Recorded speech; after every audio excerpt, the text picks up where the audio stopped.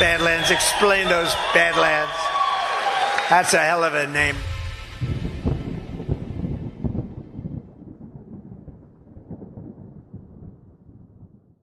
Now, I don't consider myself a conspiracy buff at all, but when they get a lot of coincidences, I get a little suspicious and call me crazy. Endless polls, weird talk shows, crazy groups every Sunday telling you what you think. The Republicans and the Democrats conspire with one another, which they do. There is a conspiracy by big business against American democracy. We know that there was a conspiracy. There was a conspiracy. There was no conspiracy. Was there a conspiracy? It's a communist conspiracy directed out of Moscow. The right-wing conspiracy. Communist conspiracy is a deliberate and predictable plan of action to subvert the world. Right-wing conspiracy. International criminal conspiracy. Vast right-wing conspiracy. Great conspiracy. And all these conspiracy theories. Was there a conspiracy? I don't know. Perhaps themselves even involved in the conspiracy. There was a conspiracy. No evidence of a conspiracy. Anybody would have to be a fool nowadays to dismiss conspiracies. Conspiracy theory. Cockeyed conspiracy theory. Conspiracy theory exists because there really is conspiracy. But they never told a soul about it. In fact, they engaged in a vast conspiracy. You get accused of being a conspiracy theorist, of being a The paranoid. historical context of actual conspiracy. A conspiracy of bad people. As always happens at some point in a conspiracy. One night, Cousin Eddie got drunk in a honky-tonk and spilled the beans. There was a conspiracy and government was involved in it. Conspiracy existing within the United States government. There was a conspiracy. Conspiracy. A conspiracy by the CIA. The conspiracy of a few. Dark, secretive, conspiratorial, evil. Then it was certainly a deliberate conspiracy. High-level conspiracy. The do's and the don'ts and the rights and the wrongs of the various conspiracy theories that are good. Possibility of a conspiracy. In a moral sense, I think it was a conspiracy. One conspiracy, that's all I'm talking about. Full of speculation, conspiracy theories, and the like. And what's going on here? You began to wonder what was really happening in America. I mean, was there a vast conspiracy afoot? You know, there could have been a conspiracy. Do you think you're obsessed with conspiracy? Conspiracy theory. A conspiracy. I'm afraid you'll catch me. I'm afraid you'll catch me. A conspiracy would do the job nicely.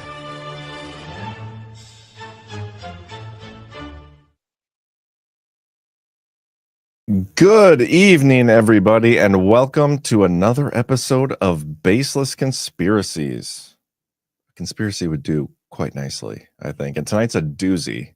Yes. We're going to be debunking the conspiracy that, well, I guess maybe not debunking. I think it kind of debunks itself. Actually, I'm pretty certain that we're going to debunk it. Okay. Okay. I just, normally we don't go into it like, we go into it with an open mind, but we're definitely debunking this one. Trump is deep state. But before we do that, Zach, how are you doing, man? I'm doing so well, John. You know, the last week has just been another banger. We started this one off just as good, maybe even better. I was just telling my audience today, as much as Donald Trump said it, we're going to be tired of winning. I truly don't think I will ever be tired of winning. I mean, the last 2 weeks or so, waking up in the morning with a smile on my face, looking at my phone, just like waiting to see what's dropped, has been absolutely transcendent, to be perfectly honest with you. I feel so good. Yeah, I do too. I've been trying to figure out a way to like automatically notify me when the White House website does certain things. Oh yeah. And so I've been working on that. But yeah, I absolutely agree with you. The winning has been through the charts. It's been amazing. And I always thought that conspiracy that Trump might be deep state was kind of nuts to begin with. Mm-hmm. And it was just ridiculous to me for a long time, but people still push it. And after these 2 weeks, I think you nailed it in our private chat that now's the time. We're going to address it. We're going to debunk it, and we're going to put it to bed. So yeah, but there's other things we can talk about before we get there. Maybe, I don't know if you want to. Well, no, I think that's totally appropriate, and I think that a lot of what Trump has done in the last 2 weeks, it in and of itself, it debunks the idea that Donald Trump is somehow a member of the New World Order, or he is himself leading the deep state, or he is leading America into that radical 1984 style dystopian future that so many people associate with those groups. And I mean, like, if you can just, anybody out there, if you're listening to this and for some reason you're not certain about whether or not Donald Trump is a good guy, as an example, today on Twitter, somebody tagged both of us, and I'm assuming that they're a viewer of Badlands, but they asked if we had ever heard of the Club of Rome and if we'd ever done a show on the Club of Rome, and this sort of this ultimate goal of the globalists and a number of different global organizations. Their goal is to turn North America into the North American Union, to combine Canada with the United States with Mexico. And then you've got North America, and then you've got South America. I would assume that they would take those countries in South America, maybe combine them with Central America, and that would become the nation of South America. And they said, you know, I'm starting to get a little nervous, or I'm very concerned. And I mean, like, I see something like that, and I'm like, how could you come to that? You know, I understand that President Trump has been trolling Canada, you know, suggesting that, you know, we're going to make them the 51st state. But I don't know about you, John, but I don't truly believe that Trump is looking to absorb the entire nation of Canada. There's a whole litany of global compacts that would have to be superseded in order for something like that to take place. I mean, like they're actually like a sovereign of the United Kingdom, if I'm not mistaken. I don't even know. Yeah, they're like self-governing, but they still have to give fealty to the Queen and to the royal family. And so like they would have to say, okay, as it exists right now, that's a national security plus for the United Kingdom to be able to come to Canada, operate, and then they can, you know, literally spy on us in our backyard. They can pretend to be our friend on the global stage. You know, we got the Five Eyes agreement, but they can also come to Canada and they can just have free reign to essentially, you know, snoop in on whatever the United States is doing. Why would they give that up? There's also great natural resources in Canada. Why would they give that up? That's also why Donald Trump trolls them, because we provide so much of Canada's security. The United States, the United Kingdom doesn't provide it, and Canada hardly provides anything on their own. So they rely on us. He's calling them the 51st state as a sort of denigration of them. I mean, it's like when you go up to someone that you don't respect and you call them son or boy or little man or something like that. Like, they're not really your son. They're not your little boy. It just means that you're better than them. It means that you don't respect them. And that's what he's doing to Canada and Trudeau. I'm gonna start calling Bernie Bright's son. Listen here, son. Listen here. Yeah, well, I'm gonna get to our first two sponsors quick, and then we can discuss a couple of the things that happened today on the world stage, and then we'll get into the meat of the topic. But yeah, you nailed it with that. But first up, we got Field of Greens lean. We've cleaned, or yeah, whoops, wrong one. Here we go. Are you a yo-yo dieter? You diet, lose weight, but gain it all back, plus a few extra pounds. Then later you lose it and regain it again and again. It's dangerous. Studies show that it can increase your risk of heart attack, stroke, type 2 diabetes, and other health problems. Breaking free of your yo-yo diet pattern is a main reason doctors created lean. Lean is a supplement, not an injection, and you don't need a prescription. The science behind lean is impressive. It's studied natural ingredients, target weight loss in 3 powerful ways. Lean helps maintain healthy blood sugar, helps control appetite and cravings, and it helps burn fat by converting fat into energy. So listen, if you're tired of losing weight, gaining it all back, if you want to lose meaningful weight at a healthy pace, Lean was created just for you. Let's get you started with 20% off when you enter Baseless20 at takelean.com. That's code Baseless20 at takelean.com. All right, we'll get to our second sponsor here a little bit later. What'd you think of Trump and the tariff negotiations? I said on my show this morning, or I guess it was noon, whatever, noon my time, 1 p.m. Eastern. Felt like this morning. But there's like a pattern forming right now with these tariffs. Yeah. Like you saw with Colombia. Colombia does something he doesn't like. Trump issues tariffs. Colombia talks big game. Trump gets on the phone. Colombia backs down. Trump gets what he wants. Yep. Same thing happened with Mexico. And then a couple hours later this afternoon, same thing happened with Canada. And there's this pattern forming of every time he implements a tariff, because three's a pattern now. I think we can call that a pattern. Yeah. Every time he implements a tariff to get what he wants, the country like says, oh, we're not going to take that. We're going to be tough guys. But they end up doing what they want. And we haven't had any tariff income yet. No. And so are we actually going to see tariff income? Now, the rebuttal, my own self-rebuttal is, I think it's going to be different with China. But outside of that, I mean, I don't know. Every country's going to bend the knee. I think that we're probably going to see tariff income in a much more limited capacity than what he is initially telling these countries we're going to get. I mean, the whole thing is a power play. It's obvious to me. I feel like it's been obvious since the very beginning. This is what Trump does. I mean, he plays hardball. Okay. He walks in with leverage. He throws it on the table and then tells them either you take what I'm giving you or you suffer as a result. And he gets what he wants every single time. I mean, they have the obligation to like stand up and puff up their chests, but then they have to capitulate because the United States as an economic powerhouse is so superior to any of these countries. China truly rivals us, and China's presence in the United States with their products is a real economic negative for us. And so we have to have the tariffs in place there. China has their own whole portion of the world that they can influence. And what they've been doing over the last several decades is moving over here into the Western Hemisphere. We shouldn't have allowed that to happen politically. We shouldn't have allowed that to happen in a security sense. We shouldn't have allowed that to happen economically. And by doing this, President Trump is also convincing all of these companies from these various countries to come here and do business in the United States, regardless of the presence of tariffs or not. There likely will be tariffs in a small form because Donald Trump is not just going to give up after this initial salvo, right? He got Scheinbaum to put 10,000 troops on the border. Is that going to be enough? Probably not. They're going to revisit it in 30 days, and Trump is still going to levy some sort of penalty against them for what they've done to the United States. Same thing with Canada. $1.4 billion is going to be spent to fortify the border on the Canadian side.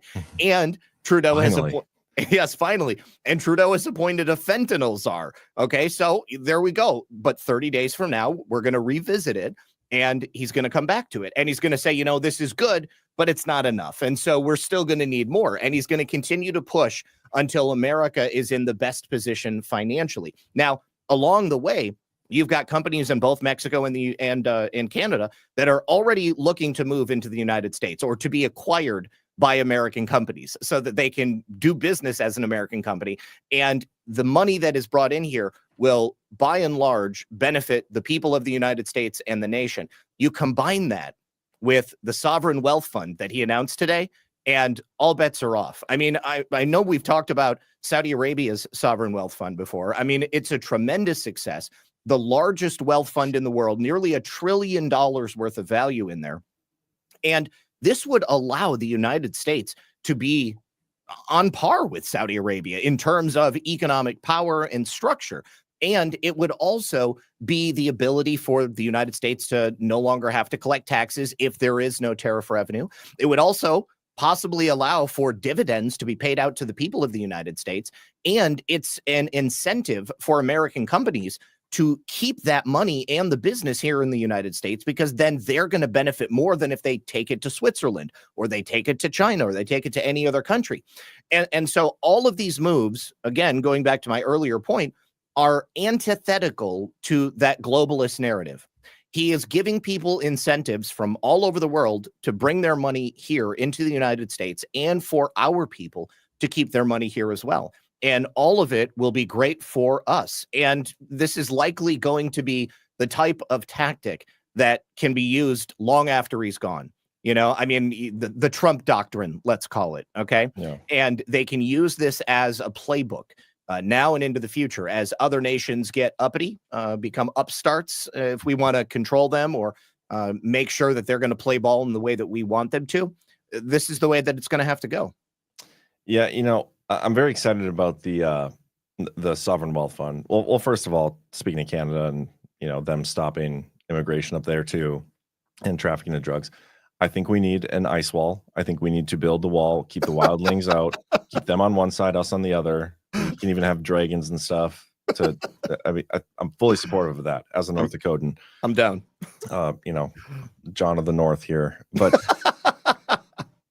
when it comes to the sovereign wealth fund, I love the idea. I love the concept of it. But with anything, like I don't just want to cheerlead yet because I want to see exactly how it's going to set it up. The executive order Trump put out, it's one of those like, okay, I'm going to have the Secretary of Treasury and Secretary of, I can't remember who the other one is. There's two of them. Howard Lutnick and Scott Bessent. Yeah. Okay. So I want these guys to come up with the plan in 60 days and present me the plan of how we're going to fund it, who's going to be in charge of it, all these things. So it's got great potential. Like if used the right way and established the right way and funded the right way, absolutely love it.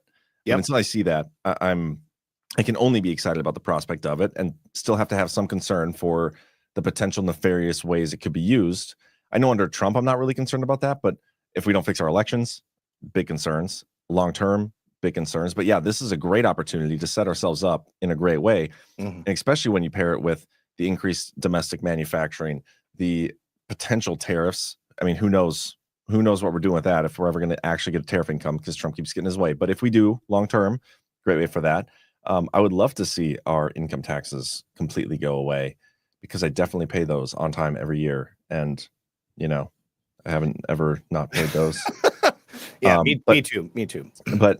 But yeah, you know what I mean? Like there's great potential here. Trump is making such good moves that, again, as long as they're used properly, there's no way to honestly look at what he's doing and be like, I should be worried that guy's deep state.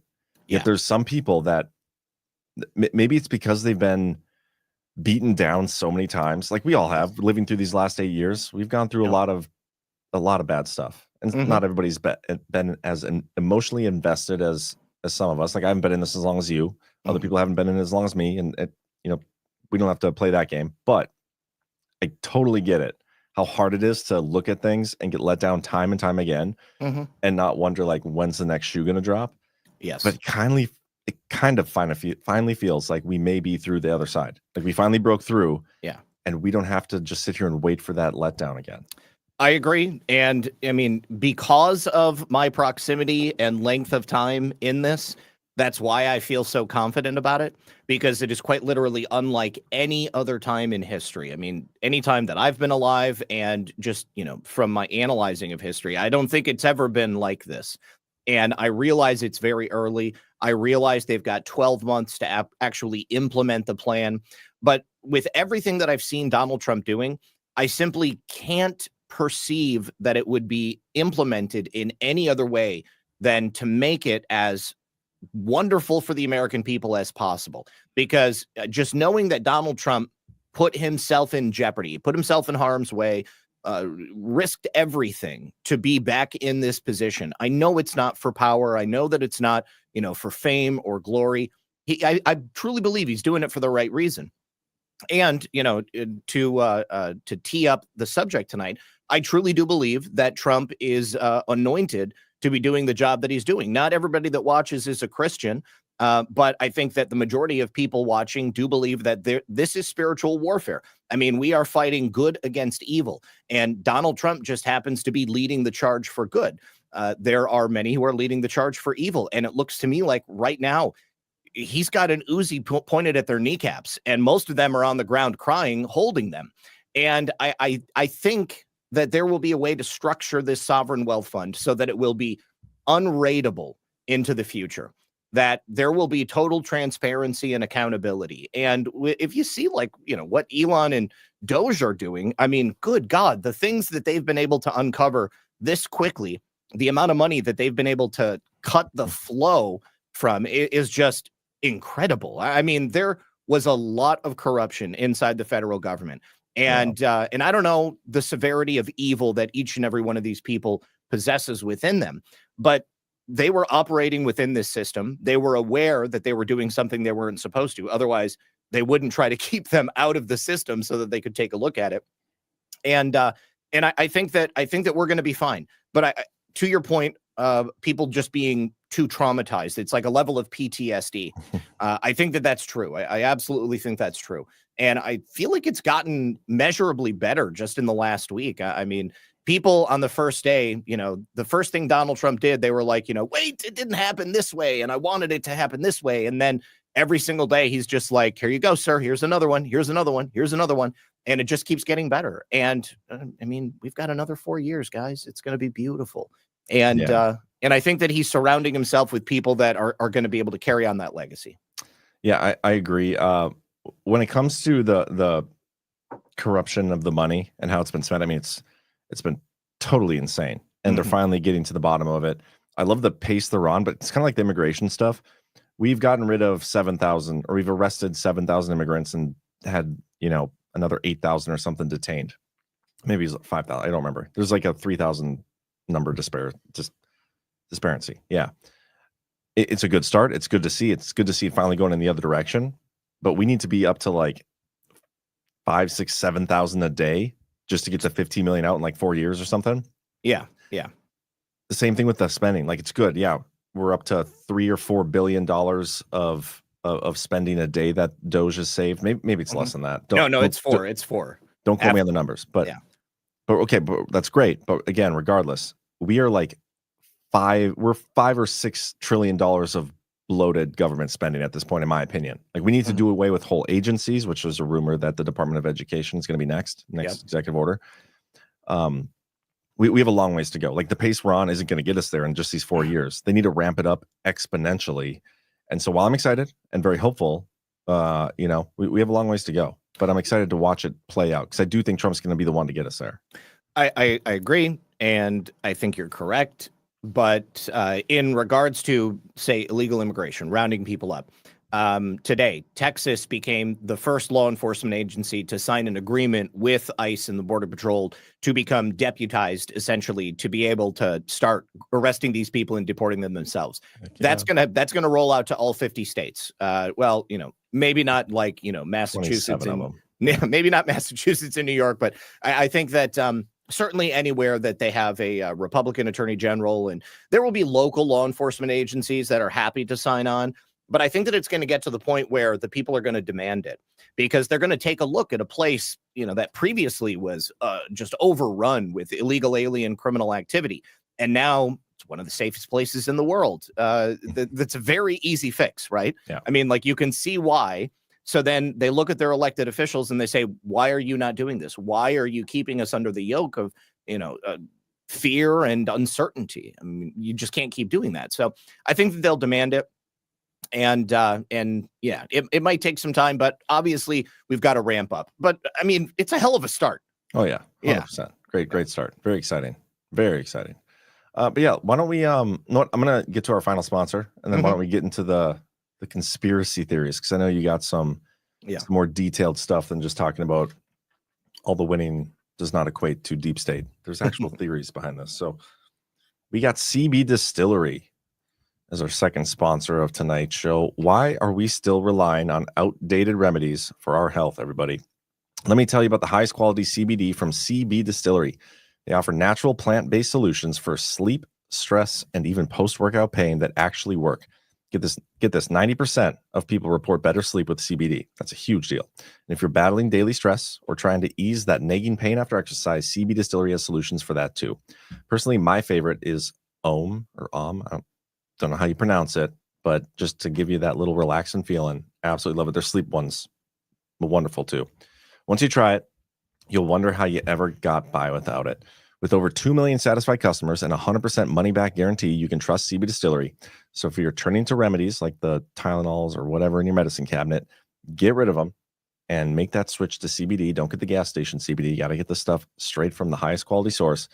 Go to cbdistillery.com, use promo code Baseless for 20% off. That's 20% off at cbdistillery.com, promo code Baseless. It's not available in Idaho, Iowa, or South Dakota, the lesser Dakota.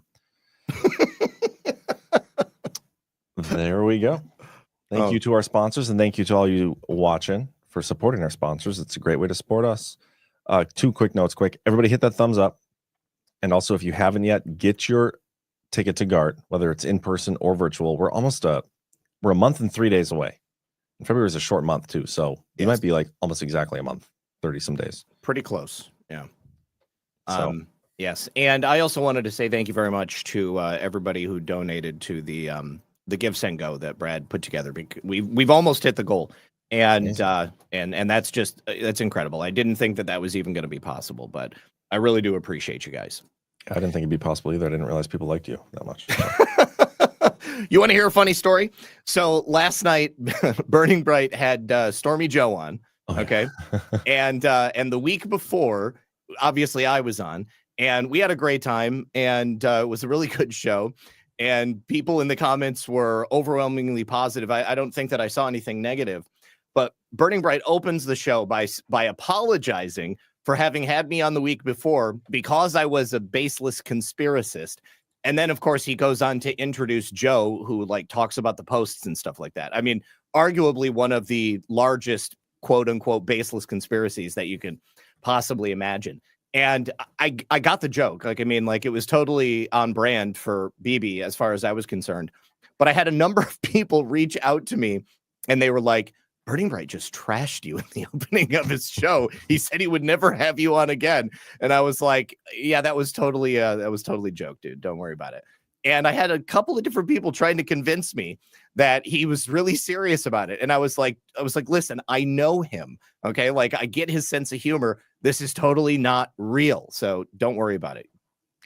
I get why they might get confused because he's not funny at all, you know. Like, so when somebody doesn't have a sense of humor, it's really hard to tell when they're joking. But yeah, it was a joke, and yeah, I got tagged on this on Twitter, so I'm calling you out, whoever this is, Whiskey 5 Echo Bravo Oscar, because this is exactly what you're talking about. Patel Patriot, I'll never watch the narrative again, and I will probably tune out if BB is involved in most of your broadcasts. His opening of the narrative tonight was horribly inappropriate, and that's an understatement. Red Pill 78. Whiskey, I want you to know that it was a joke and I was not offended. And being a friend of Burning Bright, knowing his sense of humor, I instantly got it. I thought it was actually pretty funny. He also went on, I'd fire BB after showing his ass tonight and starting his show by trashing Zach Bang. Oh, man, Zach, I really appreciate it. Zach is one of the biggest draws to Badlands. BB needs to go seek out. I guess I'll stop there. But yeah. Listen, brother, anybody out there who supports me, I really, really appreciate it. But I'm actively telling you to go back to BB2 because he's a great guy and I think he has a lot of value for Badlands. And it was totally a joke. We'll just leave it at it was a joke. It was a joke. He was joking.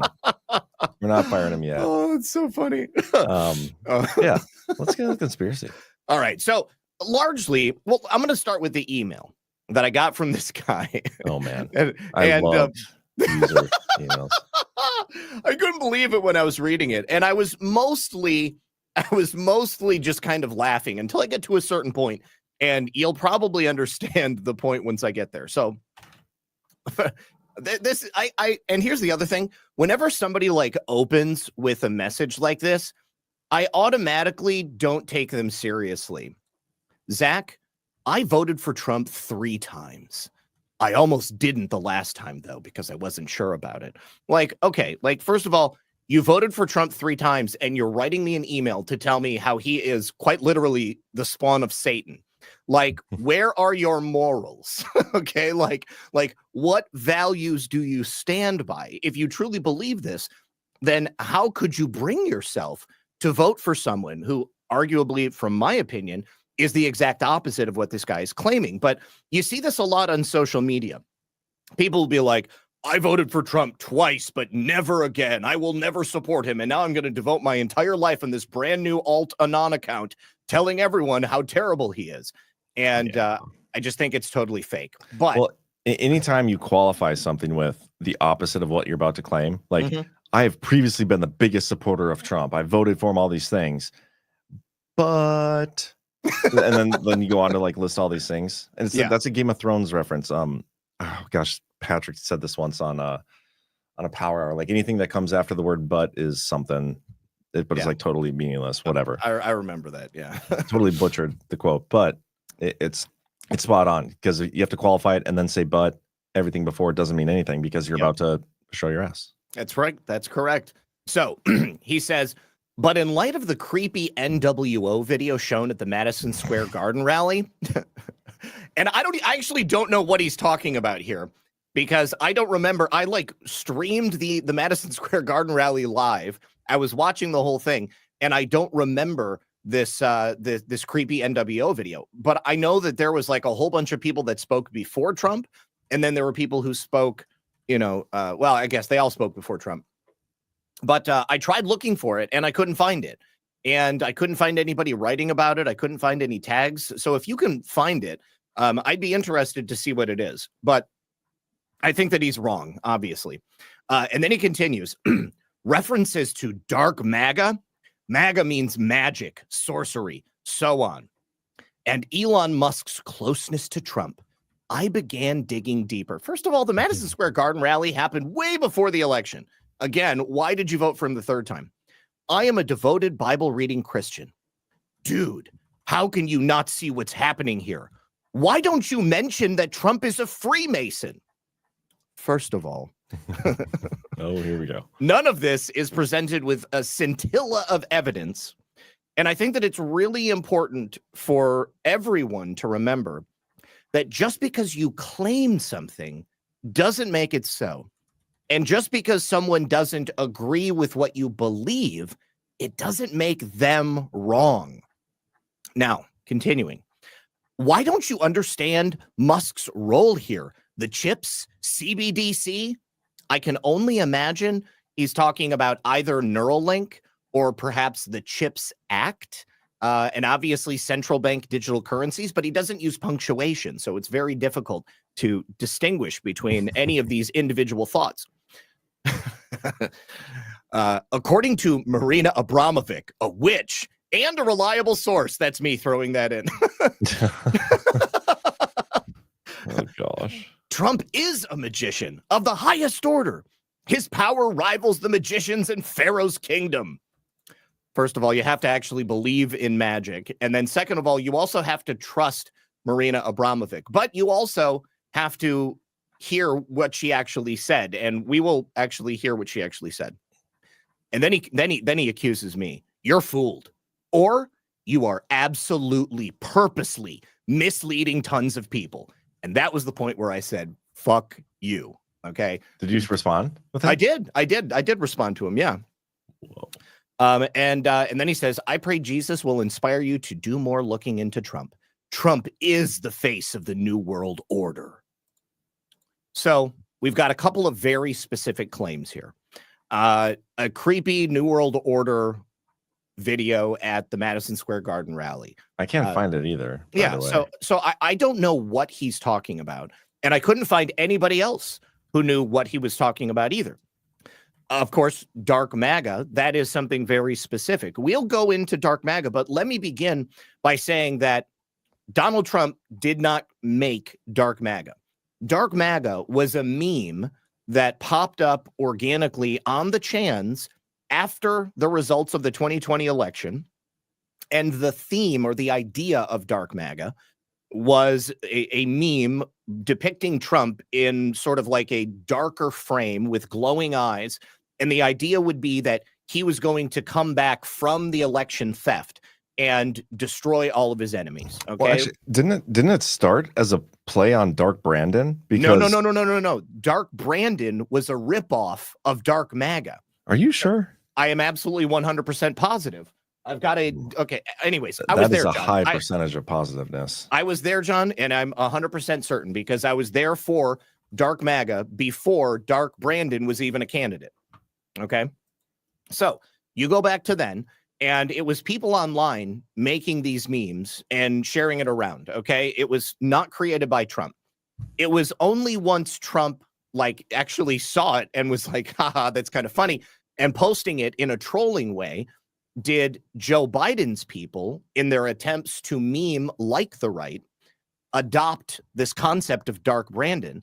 And the only scary thing is that he was actually trying to destroy his political enemies. I mean, he wasn't just trying to come back from a stolen election. I mean, he was posting this at the same time that he was talking about putting away January 6thers, putting Donald Trump in prison. That was a total ripoff of something that people on 4chan and Reddit did. Okay. And I will go to my grave saying that because I know it, because I was there. I watched it. And Dark MAGA is not about magic. It wasn't even about like, overt violence or anything like that. I mean, it's an aesthetic, and it's merely like a design choice. Okay. But you have to go back to where people were at that time. People were pissed, right?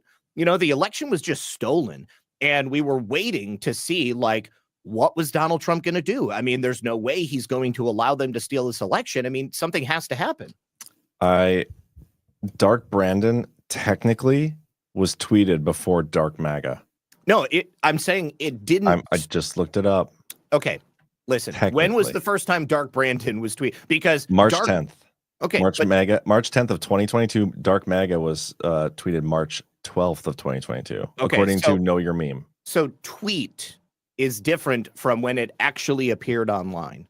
Okay, let me actually go to the Dark MAGA subreddit, of which I am a member, and I can tell you when it began on there. Okay. I think I'm right, guys. Well, you know, the world. I'm not talking. I was talking to the audience. Not only exist on Twitter. To me, it does. Actually, no. I'm on Telegram too. Oh, great! It doesn't give you a date. How convenient. Anyways, so. Oh, tell you what. Let me go to Gab. Okay, let me go to Gab because they definitely would have been posting it over on Gab. The thing about it, the part I'm not telling you is even though Dark MAGA was, or Dark Brandon was technically tweeted first on March 10th, Dark MAGA went viral-ish on March 12th, and the original Dark Brandon tweet had like 5 likes or something, and then didn't catch steam until later. I'm just saying technically Dark Brandon started first. Okay. It may have been posted first on X, but here's the thing. Donald Trump had not acknowledged it. He had not latched onto it. And I tend to believe that because his team saw Joe Biden trying to occupy it, to co-opt it, he was like, you know what, let's just go for this. Because people knew what it was. Okay, anyways, this is a fruitless argument right here. There's no reason to argue about this. I think we should keep fighting. So anyways, Dark MAGA started after the 2020 election. And you know what? Where's Adrian? Adrian, are you in the audience? When did you paint me that Dark MAGA picture? I got one too. I've got the first one. This is in 2022. I have this one. Oh, you got what? Oh, that's a nice one. I know that one as well. But this was okay. So he painted this in 2022, and I don't know the date, but either way, it was probably around the same time everybody was talking about it on Twitter. But I was already a member of the subreddit way before then. Nice. Yeah, this is where I'm pulling from. Just Know Your Meme, and which is hardly like an authoritative source on this type of info. But anyway, yes, let's keep going. Sorry to interrupt with nonsense. Okay. Probably do it again though. So I'm sure you will. It's okay. It's okay. Okay. So let's go to the sort of meme of Donald Trump being evil. Okay, Donald Trump being not a Christian, not really caring about America, being a tool of the New World Order. I think a lot of the where I saw it from throughout 2021 to 2024 was references to his association with the elite class prior to 2016, prior to him even running for office. So like, oh, this guy who rubs shoulders with all these people, he's just their plant, and he's just their insider, and building this opposition group, but really he's on their side, and at the end he's going to lead us all there. And that's what I've seen mostly. I haven't seen any of the deep rabbit holes. That's like the obvious way to go about it, right? Yeah. And that was something that I always would try to dispel, in the early days, like, because people would say that, people would bring up Jeffrey Epstein. Okay, actually, let me show you this. This is an article. This came out just before the election in 2020. I could not believe it. But it sort of goes along with the meme that Jeffrey Epstein and Donald Trump are connected to each other. But I don't think I need to go over that aspect of it with everybody here. I mean, it's quite clear that Donald Trump was a wealthy person, right? He ran in circles with other wealthy people. But he was also 100% squeaky clean. But I could not believe it when Veterans Today posted this article on October 27th, 2020. Blockbuster report, Trump settlements for 10 child rapes, claiming a mental disorder, pedophilic disorder, F65.4. Okay.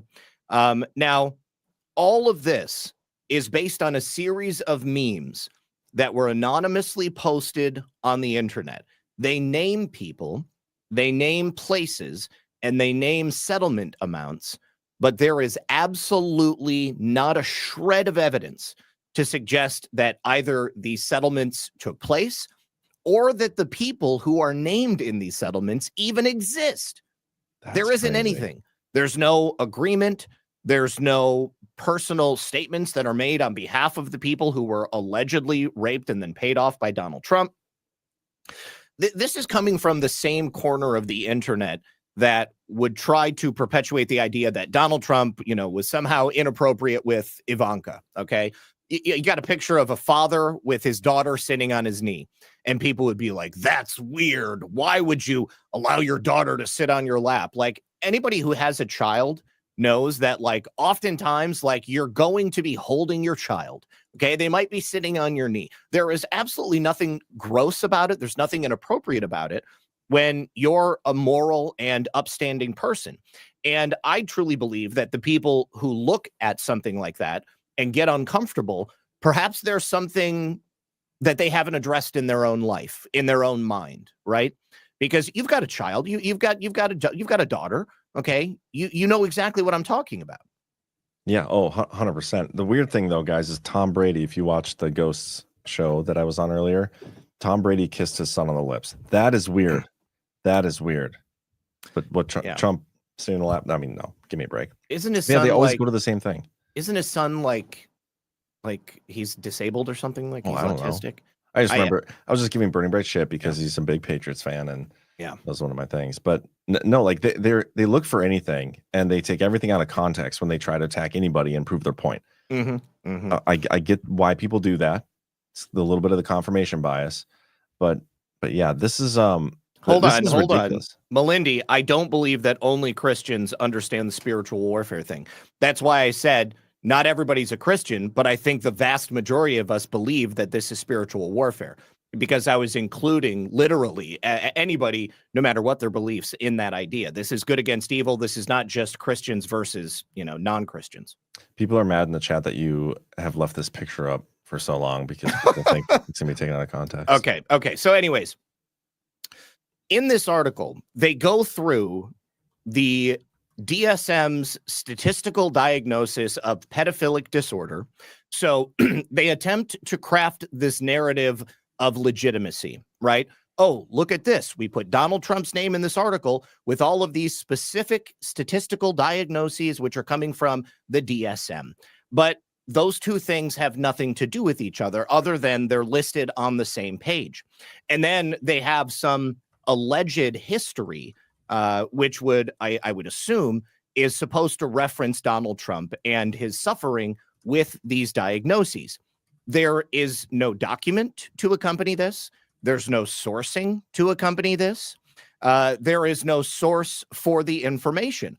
All there is just the alleged accounts that supposedly Trump was involved with. And they never specifically give you any type of evidence. They just have a list of memes with, oh, look at this. Trump and a 12-year-old girl, $1 million. Trump and an 11-year-old boy, $3 million. Trump and a 13-year-old girl, another $0.5 million. And it just goes on and on and on. And there are certainly leftists out there who are going to latch, oh my God, he's dressed up like Santa Claus. He must be evil. So they believe this without, it's the information age we live in, though. People won't fact check anything. They'll just see this and be like, no. Oh, I told you, I knew it. Exactly. And then they quote the Daily Beast. They quote the Daily Beast about the decrease in sex trafficking cases since President Trump took office back in 2017. Now, having paid attention to the level of sex trafficking here in the United States, and specifically working to get people's eyes on it. I mean, it's a very uncomfortable subject. I mean, it's not the kind of thing that people just naturally want to talk about. But once you make people aware of the staggering level that's at play here in the United States and around the world, it's the kind of thing that most people would take up and say, you know what, this is something that I feel comfortable fighting against. And if you don't, then you might be a pedophile. Who knows? But they quote the Daily Beast, and they mention the fact that when Trump took office, sex trafficking cases decreased here in the United States. Most people would say, well, that's because he's fighting child sex trafficking. But which he was. Which he was. He definitely was. And that is something that's sauceable. But The author of this article says, no. It's not because he was fighting child sex trafficking. It's because he just stopped arresting people for child sex trafficking. That's bullshit. Okay. You can look at the numbers of pedophiles and traffickers that were arrested and prosecuted under the Obama administration and every previous administration before that. And when you get to the Trump administration, the level of accountability for these people is off the charts in comparison. So the argument goes right out the window. And then they take a selected quote from a Wayne Madsen report where they ask, why is Trump so afraid of Cohen's testimony, meaning Michael Cohen? I don't think that Trump ever was afraid of Michael Cohen's testimony. That was another mainstream media talking point where they tried to make it look as if Michael Cohen was going to have some dirt on Trump. Well, here we are in 2025. Michael Cohen had his time to testify. He had his time to speak to a grand jury. He had his time to try to destroy Donald Trump's profile and his character in any way that he could. And he never could because there's nothing there. Donald Trump, they call him the Teflon Don for a reason. All right, because there is nothing that sticks to him because he's not like those other elites, those other people with wealth and money and power. That's why they hate him so much, because although he exists within their world, he stands apart from them head and shoulders, and he is truly a danger to their globalist agenda. So just continuing on, they have to mention Stormy Daniels, Stephanie Clifford, and they mention it once again in coordination with all of these alleged cases, which do not exist. They do quote someone in this article, the person who's giving the information, but of course they're an anonymous source. They don't get. Did these people get sued? Like I was wondering the same thing. When I found this, I was like, I just cannot believe that this is even on. I think that the only reason they didn't get sued is because they quote some anonymous source. Oh, I hate that rule. I hate that rule. I understand whistleblower protection. I understand you want to protect like your sources, but the fact that people can just blatantly make stuff up and write whatever they want and just say, I heard it from an anonymous source, and that totally protects you. That is asinine. Absolutely. Something needs to be done with that. Yeah. And so they finalize here by suggesting that these child sex settlements are the real reason that Donald Trump doesn't want to disclose his tax returns. Well, guess what? His tax returns have now been disclosed illegally, I might add, and these settlements never existed anywhere on them. We have basically full access to all of Trump's books now, and nothing would indicate that any of this ever happened. But there are small-brained, low IQ, non-thinking, illogical people out there who will see something like this posted on a website like Veterans Today, and they will immediately say, my God, I was wrong about Trump this entire time. He truly is an evil person. But that's obviously what they want you to believe. Yeah, and they'll pile on all the other stuff too, because there's so many there's so many avenues that people will use. Any loosely based connection to some organization or anything, they'll use that photo of Jeffrey Epstein, for instance. Yep. They'll use anything. And at that point, you're just looking for it's confirmation bias. You're looking for things to feed into your preconceived notion that Trump has got to be working for the bad guys.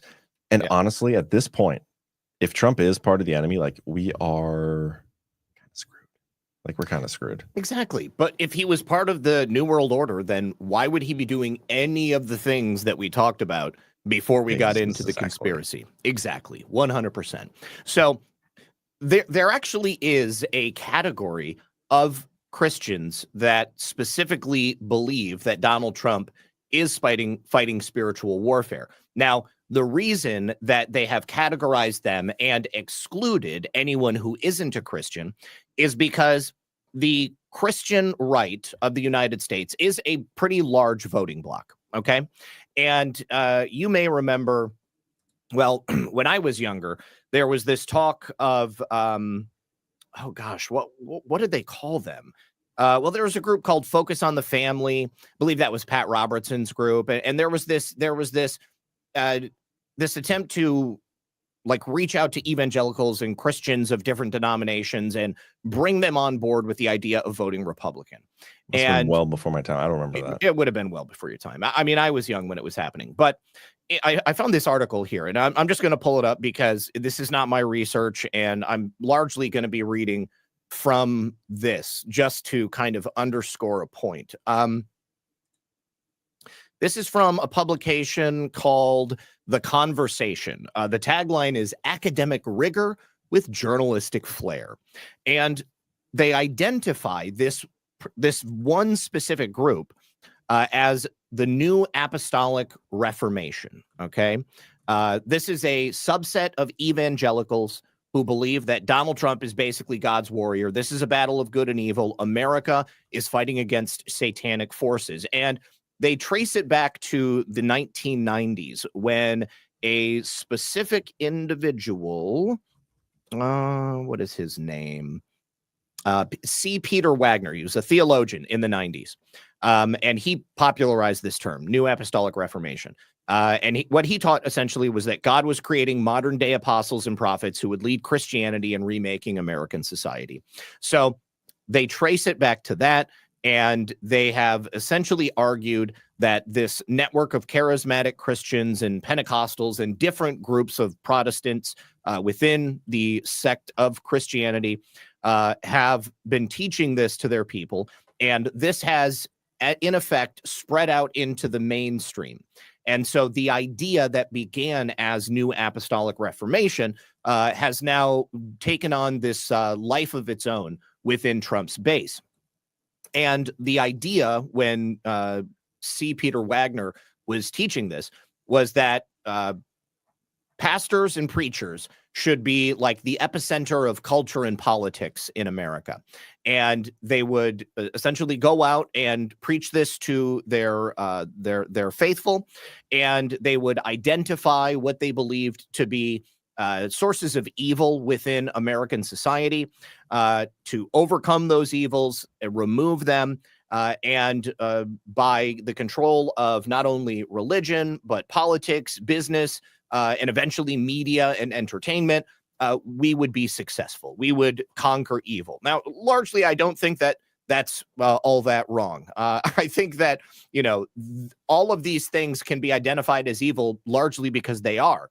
And this idea of spiritual warfare is real. It truly does exist. And as I said earlier, Melindy, even if you're not a Christian, I think that people, by and large, believe that. I mean, and the only reason I don't say everyone is because I haven't spoken to everyone. I don't know what everyone's opinion on this is. But I mean, the people who are watching our shows, I think that that's the case. I think most people have that, baseline moral code of like what is good, what is evil. Yep. And they can see the competing sides here with what's going on. Absolutely. I think that it's pretty self-evident, which is why I'm always so disturbed when people send me an email like this guy. I forgot his name, but I don't know. Maybe he'll be watching tonight and maybe he'll change his mind. Can't wait for the second email. That'll be pretty good. But I truly believe this, and I believe this, without needing to read a scholarly article about New Apostolic Reformation. I mean, I truly do believe that Trump has been placed here. I think each and every one of us has been placed here. I don't think that God makes mistakes. And I think that God put us on this earth, each and every one of us, with a unique purpose. We don't know necessarily what that is. Some of us feel called to do something very specific. In the instance of Donald Trump, I think he felt called to do this. Now, the reason they had to identify and categorize John is so that they can then dismantle and destroy and remove those people from Trump's base. How? By convincing them that Donald Trump himself is not an instrument of God, but is in effect an instrument of the devil. And maybe in certain cases, he could actually be considered the devil himself. So what you saw during President Trump's first term in office, and of course, during the 4 years that he was gone to a lesser degree, but leading up to the election in November of last year, was this recurring theme of Christians unable to bring themselves to vote for Donald Trump because of their so-called Christian faith. You can see here in Time magazine. Time magazine is not like a, religious document, okay? It's not like they often will preach to anyone about any specific religion except perhaps, Islam. But the author of this article, Donovan Maccabee, who is a poet, an essayist, and a theologian who has appeared in the New York Times, the Hudson Review, Sun Magazine, Garden and Gun, and he has a collection of poetry books. Anyways, My Christian Faith. How Stark, love it. Yes, how Stark. What year is this from? This is from October of last year, John. October of 2024.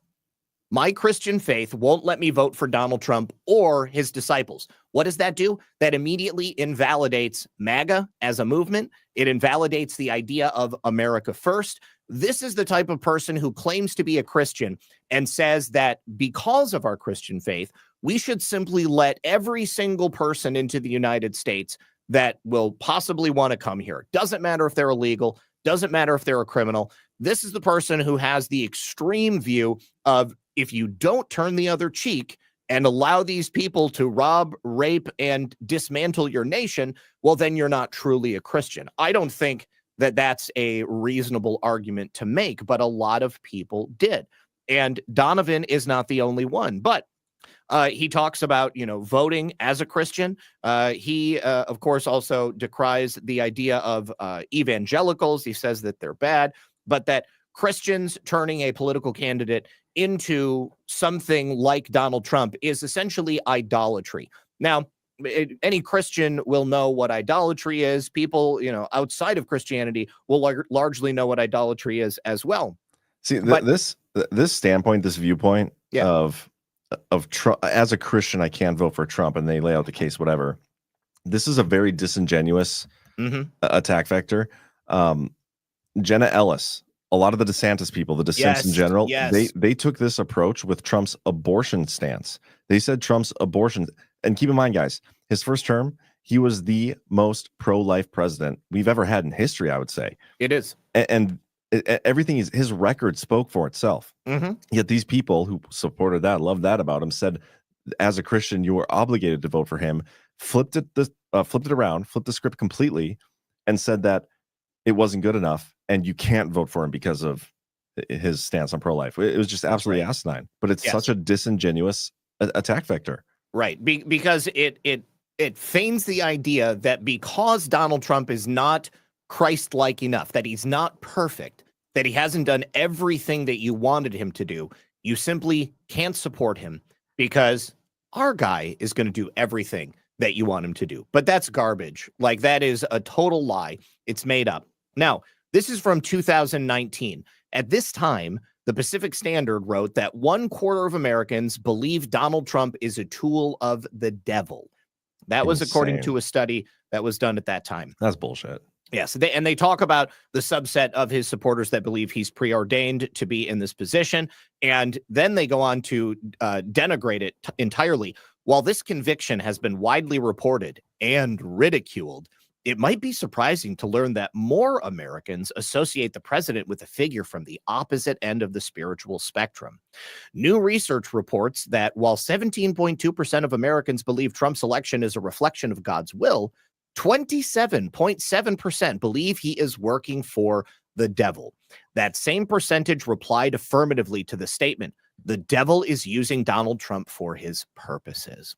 Now, again, mainstream media outlets are not known for their theological stances. They're not known for taking a heavy hand towards God in the positive. But in these instances, they are trying to appeal to any Christian out there who does have a relationship with God, or anybody who is perhaps on the fence about Donald Trump and believes that maybe there is something that I haven't quite figured out yet, that, oh my gosh, look at this. More than a quarter, almost 30% of America believes Donald Trump is an instrument of Satan. Well, gosh, they must be onto something. They must know something that I don't. And I can't imagine honest, genuine people would fall for this. Like, I mean, clearly they didn't, because he won in a landslide this time around. Fake elections, I get it, but yes, it's hard to imagine people would look at this, knowing Trump's first term agenda and what he actually accomplished, and fall for this stuff. And look who's writing these articles. What was it, Politico and Salon now? It was the Pacific Standard and Salon. Yeah, and yes, that is the other half of this, is that these are mainstream media outlets that are overwhelmingly left-wing, as radical as it gets, and like, they don't have any source of faith. each and every one of these articles are written by publications that are like statist at the very least and approaching glorification of socialism, communism at worst. And, they're the same people who suggested that Joe Biden or Kamala Harris would be a better leader for America. Objectively, in just over 2 weeks, I think we've already disproven that in so many different ways. This one is entitled The Last Temptation of Donald Trump, How He Lured Evangelicals to Follow Satan. Now, unreal. This was on Election Day. Nathaniel Manderson, a contributing author. Now, again, it's the same tone. It's the same general underlying principle that Donald Trump is himself working for the devil, and that by following him or by voting for him, you yourself are ushering in hell on earth. Here's another one. This one is from 2020, November 11th, 2020, just after the election. Trump is a demonic force in American politics. Now, here he is doing the rock and roll symbol. Okay. Now, I know that there are going to be people who will say, well, that's the sign of the devil. You know what else? It also means I love you in sign language. It also means go bison horns. Okay. Bison horns. There you go. So it means more than one thing, but the people who want it to mean what backs up their evidence or backs up their argument, their own confirmation bias, that's what they're going to repeat. Now, this is from theweek.com. And look, at the bottom, they have this ad, escape your echo chamber. The Week is a trusted, balanced, and smart source you can count on to cut through the controversies. Secure access to essential intel as the new administration takes shape. Okay. And so, and this is how he starts the article. If I were still a believing Christian. Can you zoom in, by the way? Yeah. What is this article for ants? If I were still a believing Christian, I might be tempted to think that Donald Trump is Satan himself. Holy. So he's already telling us that he doesn't have any sort of faith. And this article is once again disingenuous, not going to take it seriously. Now, and the thing about Trump, like being to attack him, okay, outside of the agenda stuff, you hear all these stories of who Trump is as a person and the stuff that he doesn't do when he's in front of the cameras. Like he will go visit an injured person. I think I saw a story the other day. A congressman was speaking to a military unit and telling the story of Trump, that it wasn't on mainstream media, but it was while they were on the campaign trail. This guy's son had a wrestling accident. He was in the hospital, and Trump like stopped on the way to his campaign rally in California, went and visited him. It wasn't, made public or anything. And he stayed with him for like 20 minutes, just talking and encouraging this kid. And they were trying to get him to go like, hey, we got to stay on time, all these things. He's like, I can handle 5 more minutes. The plane's not going to leave without me. Yep. It's actions like that and stuff that he does that, he lives it. He lives in his faith. Yes. And he has love in his heart. Exactly. And then they try to do this. It doesn't make any sense at all. No. And I can't imagine people falling for this. Now this one, Reformed Journal. I believe this is for people who used to be Christian who are no longer believers. But for this Reformed Christian, Trump is an antichrist. Let me tell you why. The exact same thing. Okay. They just go through making the same tired old arguments and don't have a date on this one. Yeah, there's no date on this one. So I don't even know when this one came out. But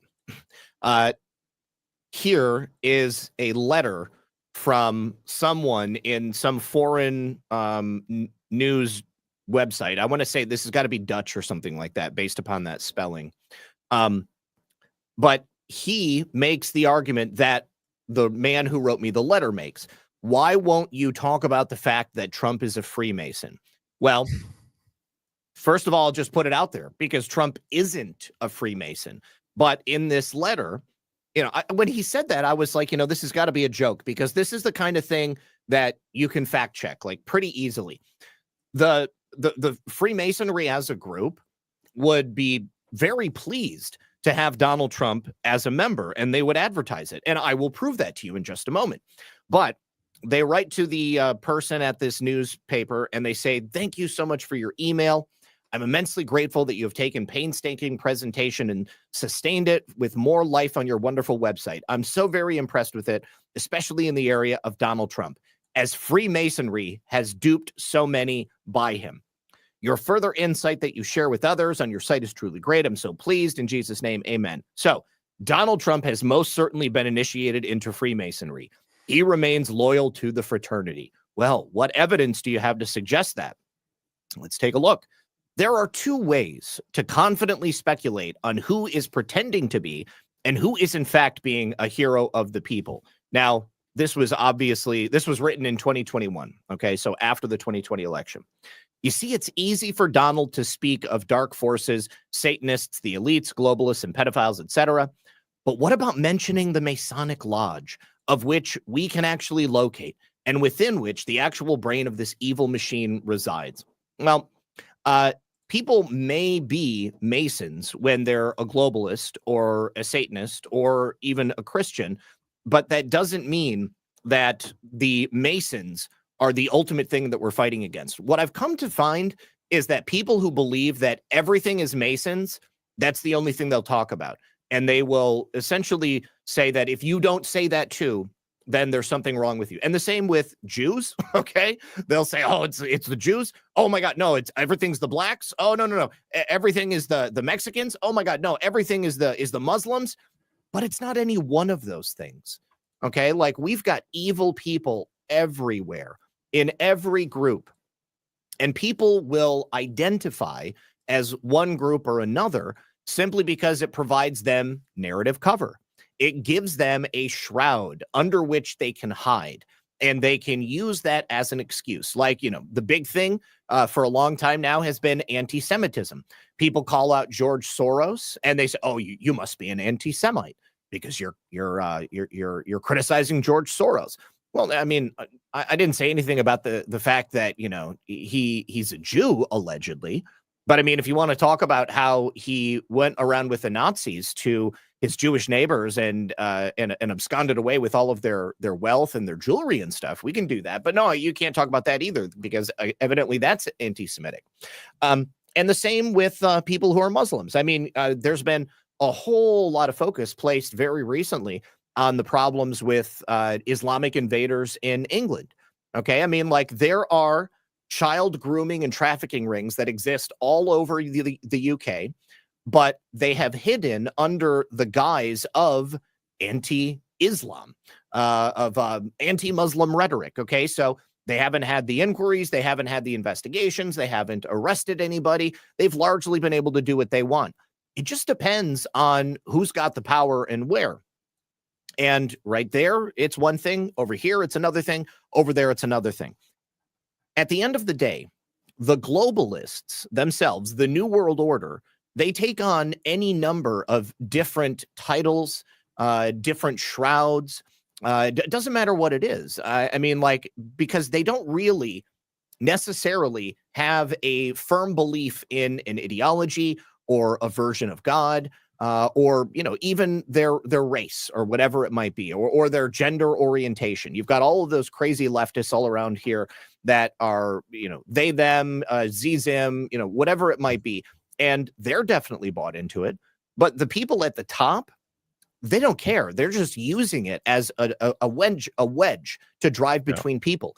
They use these classifications and identifications, and that's what they use to drive people apart. So by this person's logic, because Donald Trump hasn't specifically called out Freemasonry, that means that he's a part of it. Now, and can I interject here? So when it comes to stuff like this, and you're probably going to get into more because there's lots of accusations of groups Trump's a part of.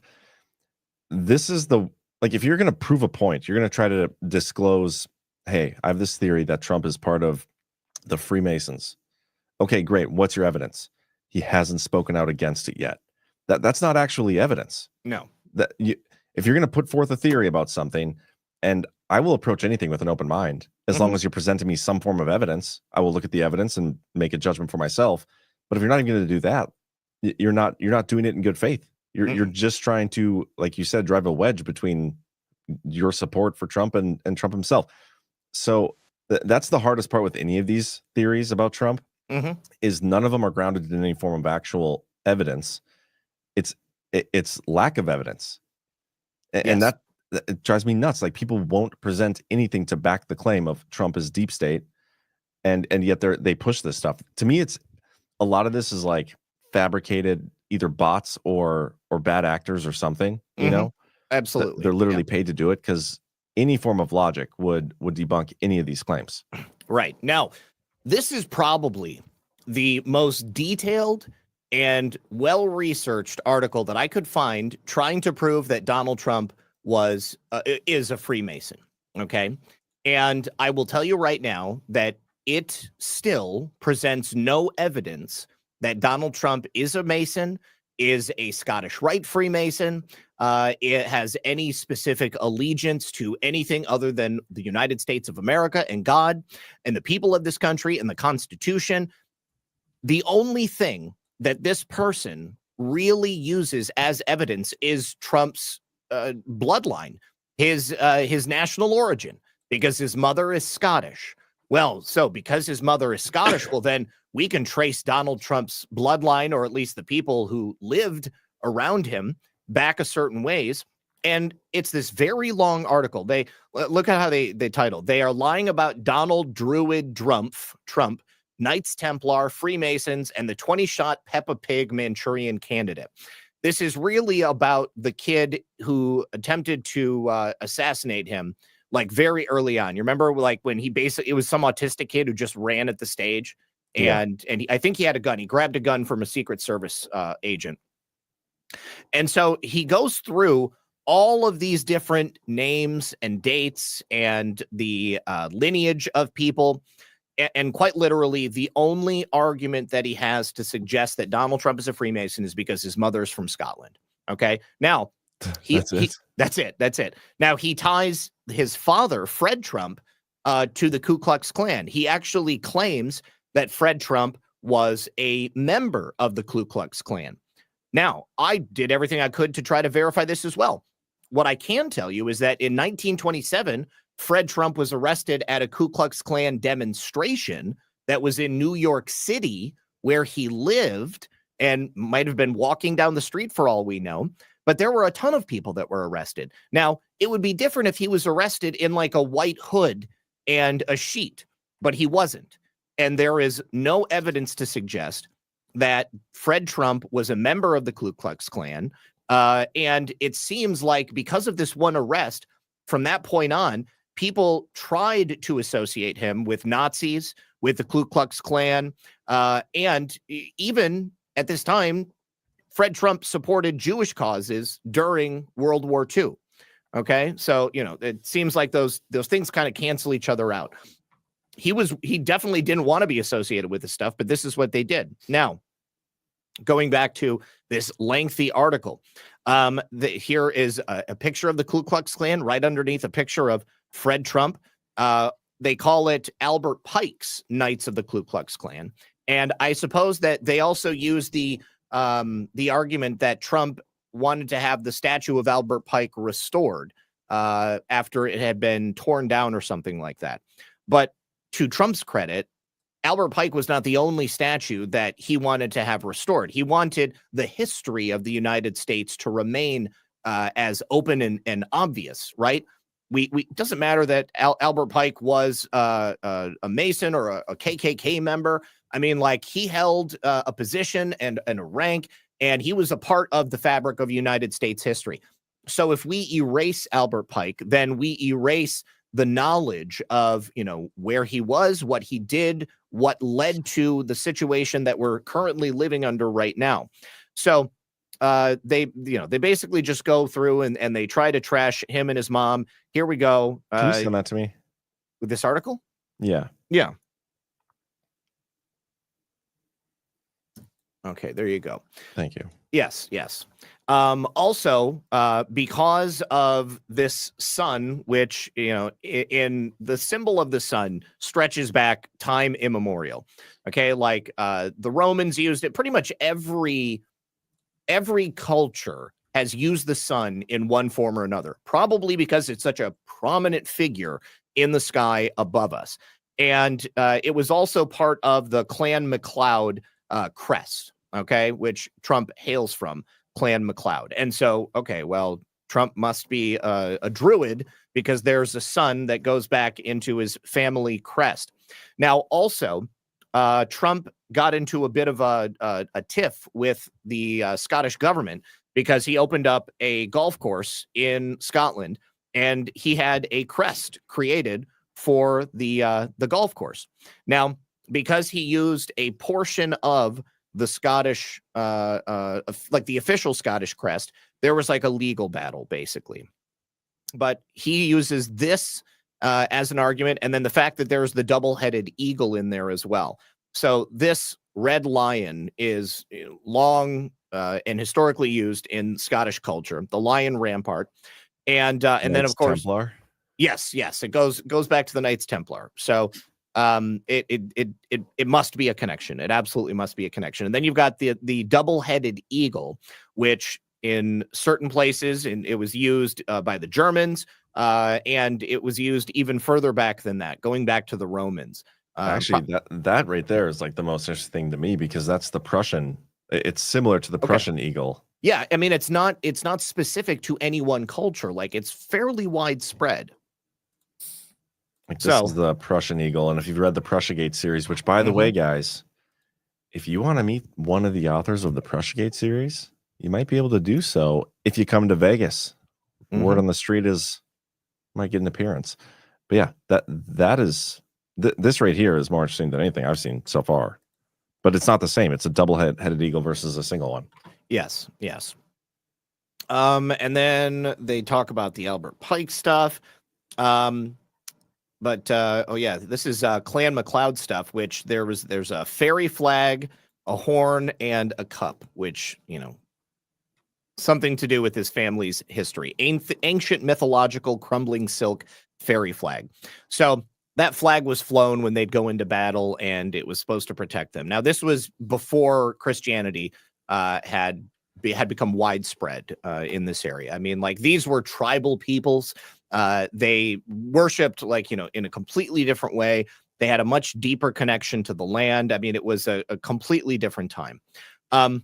But that's basically it. Now, the interesting thing, as I said, is that if Donald Trump was a member of the Masonic order, then they would want you to know. Okay. They would absolutely want you to know. So I figured there's got to be a record of every U.S. president that was a Mason, and we can go look at them. And wouldn't you know it, the Scottish Rite themselves have a blog where they publish this, and they list off every single president.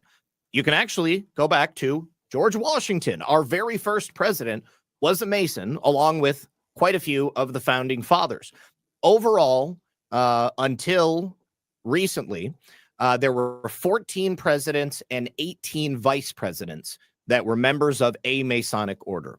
So James Buchanan, John Breckinridge, that was a vice president, Andrew Jackson, president, William King, vice president, Schuyler Colfax, and each and every one of these, the lodge that they belong to, that's included with this. There is ample evidence to show that these guys, were actually there. They were, different degrees and such.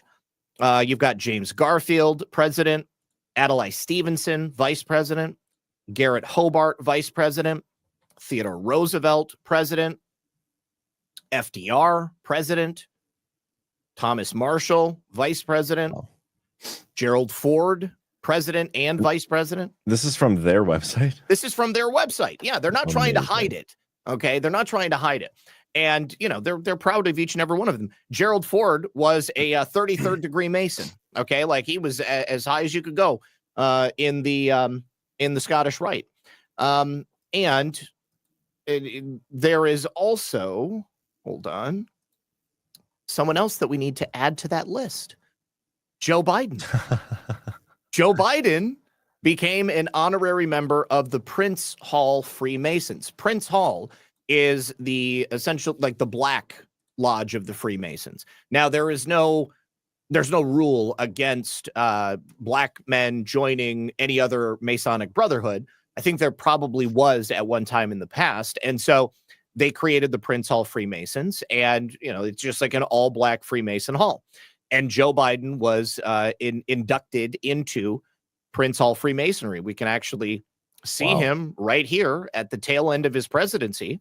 He was made a member of the Grand Lodge of Free and Accepted Masons of the state of South Carolina on the 19th of January. That was the day before he left office. It was the day before he left office, right? And what's funny is that this was after this. I think it was after this dude wrote me. I don't remember. No, it must have been before, because he wrote me like right after the election. That timing, though, that's crazy. The timing is crazy. What's even crazier is that the Catholic Herald is who's writing this article, and they say former U.S. President Joe Biden risks excommunication by joining the Freemasons. I wasn't aware of that. If that's the reason he gets excommunicated, and not like all the other reasons that are available. Yeah. Give me a break. And somebody in the chat said, Namster, after 33, they go up to Shriners. I don't know that that's the case. I thought Shriners were like a total separate organization. I think that's got to be a joke. I don't know, but and if it is, it's a great one. But yes, so you know, I would imagine that the Prince Hall Freemasons official website probably now has Joe Biden listed on there. Now, you know, I saw this when it happened, and I was like, how funny is that? Because, you know, obviously this is, I don't think that Joe Biden is probably out there doing Mason stuff. I don't think that he actually like took his degrees. That's what they call it. You've got the various degrees, and you've got to learn certain things, read certain books in between. I don't think Joe Biden did any of that. I think that he just became a Prince Hall Freemason, kind of in an honorary sense, because, you know, he's like the DEI president, basically. And he's not going to be around for very long. I love how you said that. Just out there doing Mason stuff. Just out there doing some Mason stuff. I don't know. I don't know exactly what do Masons do. Just stuff. I mean, like I've known people who were Masons, and I think that it's I don't think it's true that every single person who's a Mason is automatically like an evil deep stater. You know, I mean, like I worked with a couple of guys at Verizon years ago who were both Masons, and the only thing that they did with the lodge was like charitable stuff. And you know, and so it just, I think that it's entirely possible that people who join secret societies use that secrecy to do evil things, but I don't think that it means that they themselves, every single one of them, are necessarily evil. Now, people might think that that's naive, but I mean, I'm just going from my own personal experience of knowing people that I knew were good people. And we got some information here from, so Namster confirmed it. I looked it up actually. Yes, to become a Shriner, you must first be a Master Mason. The process involves several steps. Become a Master Mason, blah, blah, blah. Apply for Shriner membership, mentorship, and petition process, then approval and joining. That is wild. I had no idea. Because aren't the Shriners the one that, like, at all the parades, they're driving those mini go-karts around and passing out candy? Yeah. They have, like, hospitals and stuff like that. So it's not 33 degrees. A Master Mason, and I just looked it up, is a 3rd degree Mason. So 33, you're pretty high up there, but he's right. So you have to have the underlying membership and degree to even become a Shriner. That's crazy. How is Master only 3rd degree when there's 33 degrees? Like, well, each and every one of them have a name. I mean, Master is like the base that you have to join to be able to like really be included. Like, I think you're an apprentice, and then something else, and then you're a master. You don't have to go higher than the 3rd degree, but a lot of people do if they really want to make it like their thing. You know, like back when this was being when this was like a serious thing, I don't think that like Masonry holds the same like level of power that it does now. Like in the UK, I have heard some terrible things, like policemen oftentimes are Masons, and it's kind of like the thin blue line, right? I mean, like the brotherhood stands together, and if somebody does something bad, then you're not going to snitch on them. And you know, oftentimes, you know, again, people will use that secrecy to do evil things. Now, I think that JFK was onto something when he was talking about ending secret societies, but I don't think that he was only referring to Masons. I think it's the concept of secret societies and the secrecy inherent within them that allows for people to get away with things and to engage in conspiracies. So I think it's myopic. I think that people think too small. And, we have much larger secret. Is there anybody here who would say that Hillary Clinton is a Mason? No, because she can't be a Mason. She's a woman. Well, but I think plenty of people think she's probably a Satanist or a witch of some kind. Could be a dude. What about the Dead Poet Society? What do you think about getting rid of that one? The movie with Robin Williams? Joke, bro. Joke. I was like, is there something more here that I didn't know about? It's a secret society you don't even know about. Yeah. It's a secret it is. So, and if you can also go to the Wikipedia here, let me show you this. Because that was only the Scottish Rite that I showed you before.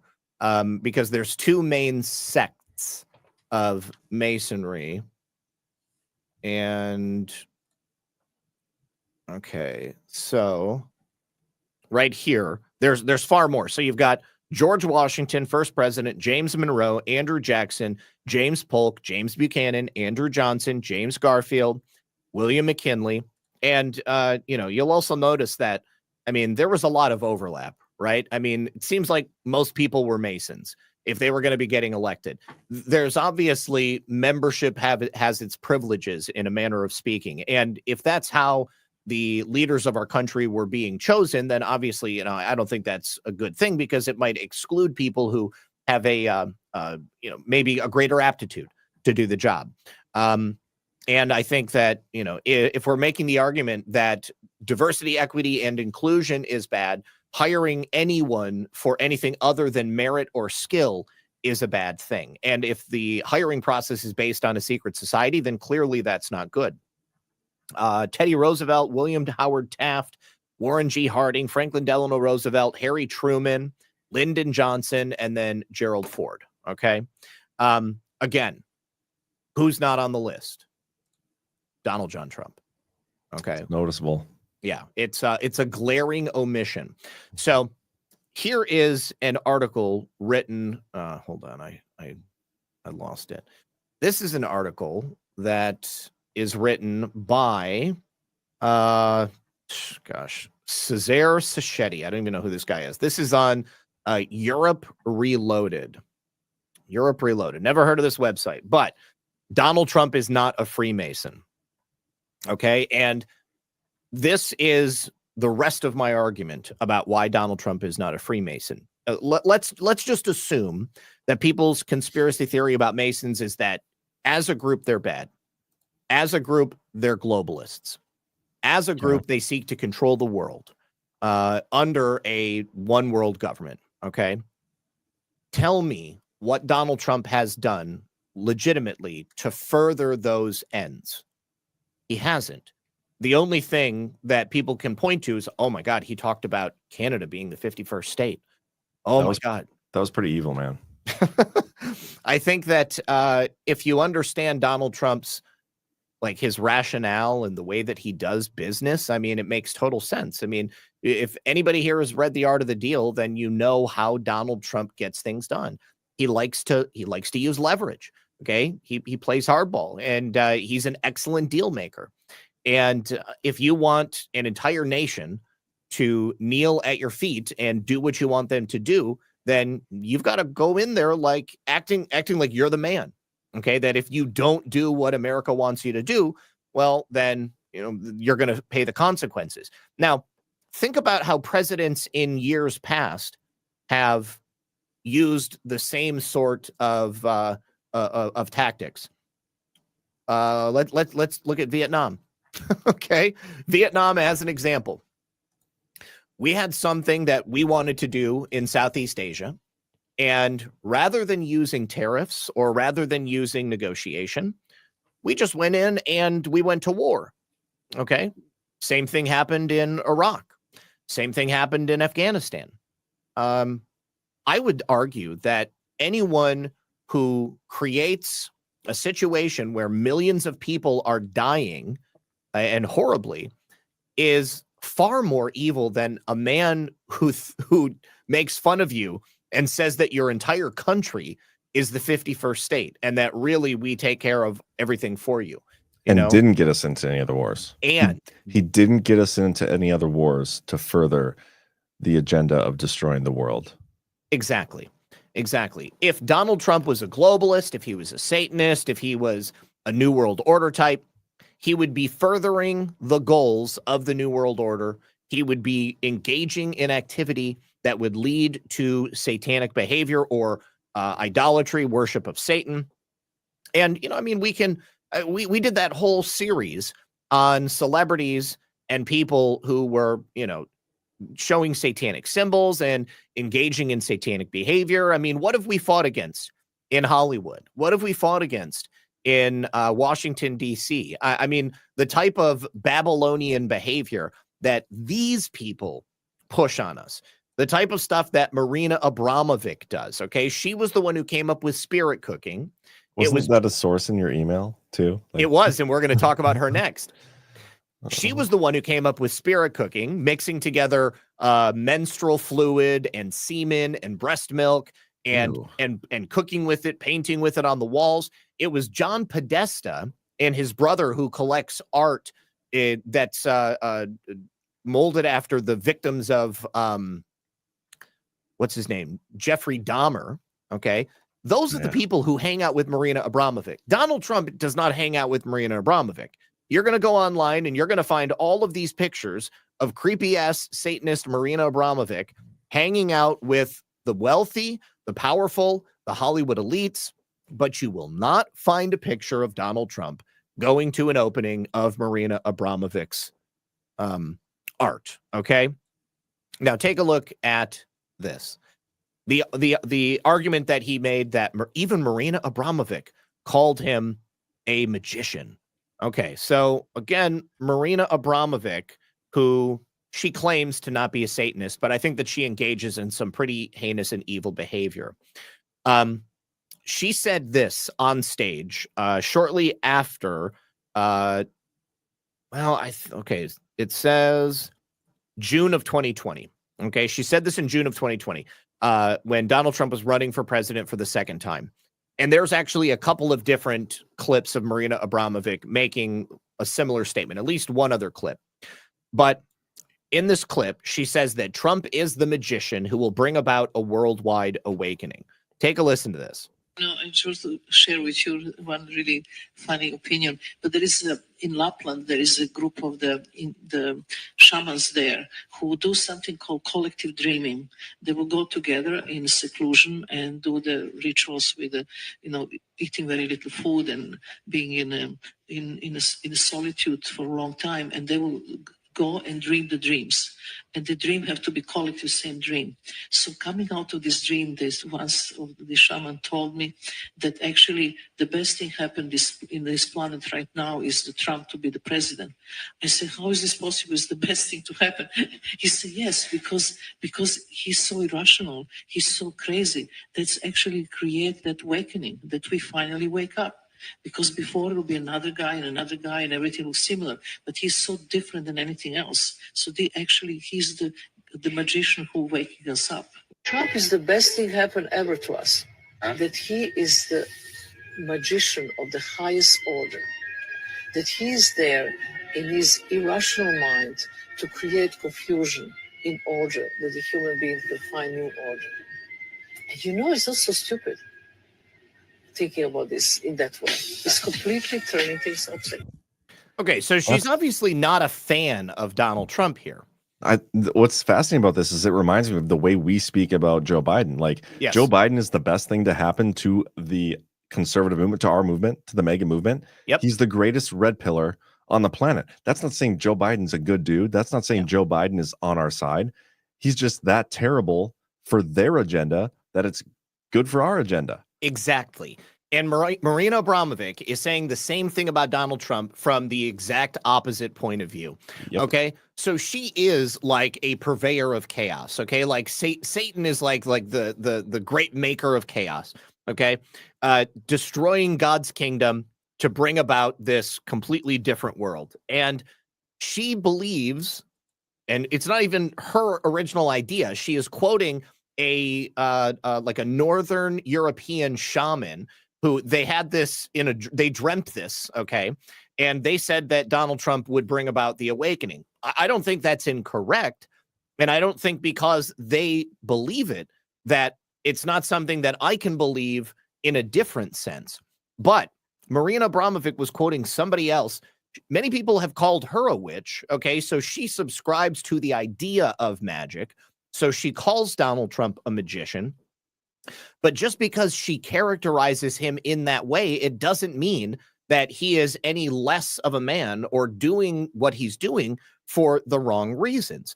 This is merely the opinion of a person who I believe has bad opinions, okay, who does things that I don't subscribe to, who believes in things that I think are totally wrong. And again, she was the one having dinner with the Democrats running Hillary Clinton's campaign, who were trying to destroy Donald Trump, who were making up hoaxes to try to elevate Hillary Clinton and put Donald Trump in prison. So we're not on the same side. All right. You know, I mean, like, I can go outside, stand next to a Democrat and say, man, the sky is really blue today. And they'll say, gosh, you know what it is? It's beautiful. That doesn't mean that we believe the same ideology. It doesn't mean that we're on the same page on other things. Okay. Now, to his point, which he believes is solidifying Marina Abramovic's opinion of Donald Trump as this disruptive figure, which I believe he is, but as a magician, the idea that the word MAGA means magic. Now, I will give him this. If you go to the website of the Church of Satan, and I'm going to pull that up for you so that you can see it. Okay. Okay. And let me make it big. That's what she said. You go to the website of the Church of Satan, and they have different degrees, kind of like Masons. You've got registered members, which are no degrees, active members, which are Satanists. That's a first degree. Then when you're a second degree, you're either a witch or a warlock. When you're a third degree, you're either a priest or a priestess. When you're a fourth degree, you're either a magistra or magister. And then when you're a fifth degree, you're either a MAGA or a magus. Okay, so it's male and female. MAGA for them is a fifth degree female Satanist. Okay, a fifth degree member of the Church of Satan. Now, that right here, we can actually find on Snopes. Meme accurately describes various translations of MAGA. MAGA or magus is the name for the highest rank in the Church of Satan. MAGA translates to witch in Latin. MAGA in Portuguese means magician, sorceress, wizard. MAGA in Japanese means wickedness, evil, calamity, disaster. MAGA is a slang word in Nigeria meaning sucker, fraud, victim, or easily fooled idiot. MAGA means lies in Zulu. MAGA means dragon in Sudanese. MAGA means sorceress and female magician in Italian. Mago for male magician. And MAGA means magician in Spanish. So all of these things are true. Okay. But the word MAGA also means other things in other languages. These are just the interpretations of the word in specific languages that that kind of align with each other. Now, MAGA is a word in those languages, but MAGA, as used in our context, means Make America Great Again. It's an acronym. Okay, it's the first letter of a series of words that you put together so you can just say it more easily. Okay, like the CIA or the NSA or the DIA or HIPSI. Okay, you know, any of these things. That's all it is. It's not a literal interpretation in those exact same ways, because if it was, well, then people would have to make the argument that Ronald Reagan was a Satanist, because it actually was used by his campaign first, if I'm not mistaken. Donald Trump just adopted it. But you can actually find MAGA in a whole bunch of other languages. In Hinduism specifically, in Purana or Itasca, MAGA means the island of Saka. Those are called MAGAs. And then it goes on and on, okay? In the Pali English Dictionary, MAGA means a quadruped.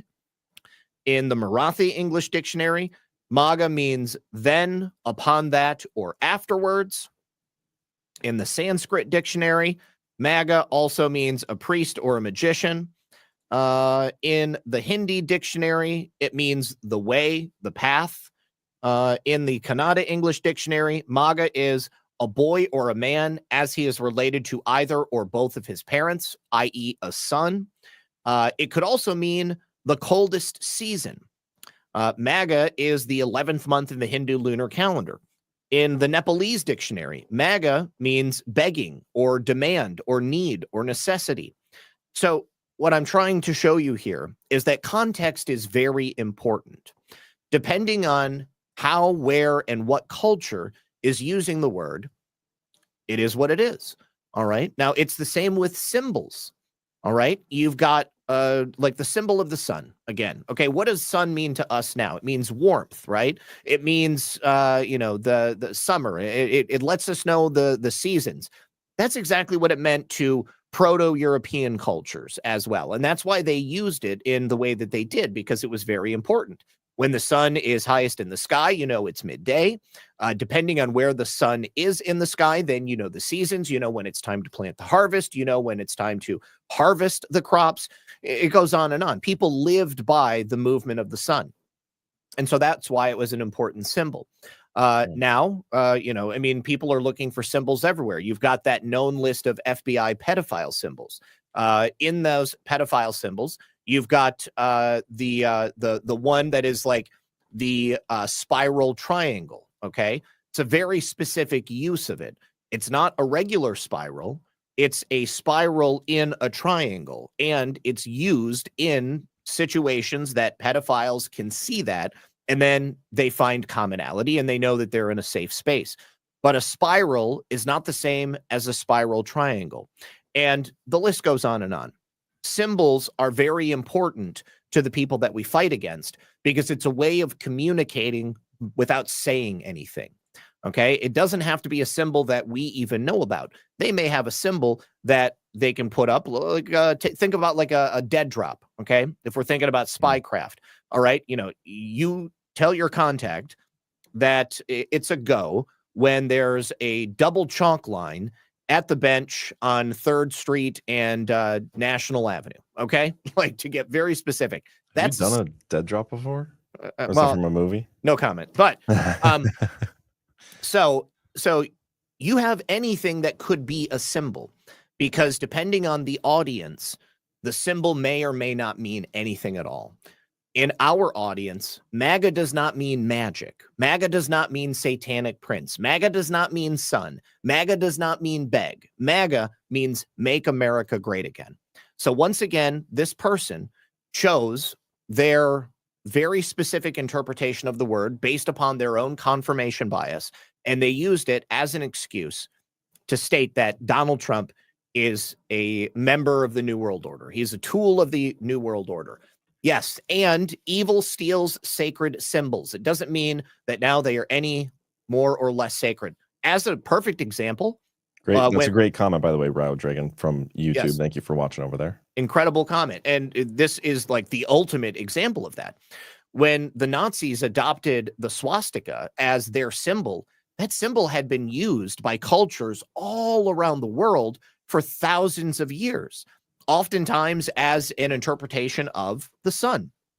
Depending upon the placement of it, depending upon the actual twist of it, it would mean various things to various cultures. But it was used by ancient Native American cultures here in the United States prior to any European contact. It was used in so many cultures, you really can't even pin it down. In Hindus, they would use the swastika. And because that was the area of the world that Aryans were thought to have evolved from, that was one of the reasons that Hitler adopted the swastika and used it for the Nazis.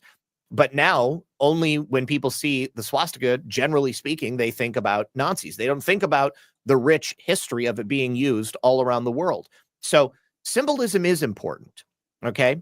But it's just as important for us to remember the true origins of symbols so that we don't lose our connection to our own history. And I think that this particular interpretation, Trump is in New World Order because, I believe these things, according to this gentleman, is, again, myopic. It's very nearsighted. And it leaves out so much context that is extremely important to understand who Trump is. And again, I think the best evidence for Trump not being a tool of the New World Order is us witnessing in real time his dismantling of the New World Order and his bringing back to the United States of America everything that's been taken from us. I don't see how you can look at it and believe anything else. Yeah, again, it comes down to the actions aspect of this. Everything I've seen from Trump is him truly trying to advance the anti end of the world agenda. Like he's literally trying to save the world, and he doesn't need to be doing it. And there are times like we disagree with the methods, but that doesn't mean he's evil for doing something a certain way. You know what I mean? Yes. But yeah, again, when it comes down to this stuff, like if you want to have this opinion of Trump, that's fine. If it's a genuine one, if you're being paid or about whatever, that they usually weed themselves out. But you got to put forth some actual evidence to back it up. Otherwise, this falls on deaf ears every time. It got to the point where I used to like research it myself, like see where they're coming from, and I never found anything. And now it's to the point where it's like these people are all shills. The people posting this aren't doing so genuinely. No, and just because you saw someone say it in a video and they put a bunch of pictures on screen, it means absolutely nothing.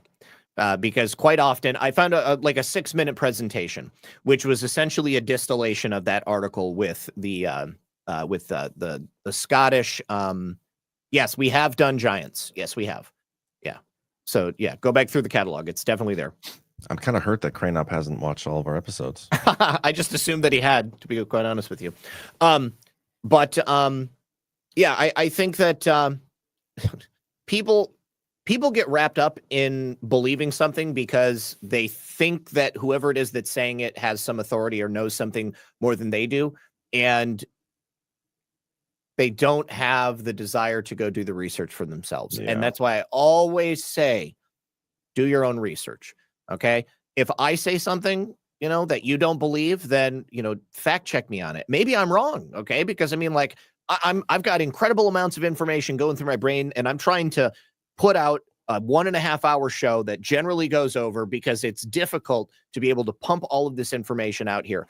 And I have to do it in a pretty quick time because I'm doing my own shows every single day. I've got other shows on Badlands. Excuses. Sounds like you're making excuses for being wrong so often. Well, I wouldn't say so often. Occasionally we're all wrong, John. Occasionally we're all, but generally it's innocuous facts. But I would, the idea that Donald Trump is a New World Order puppet is just simply preposterous.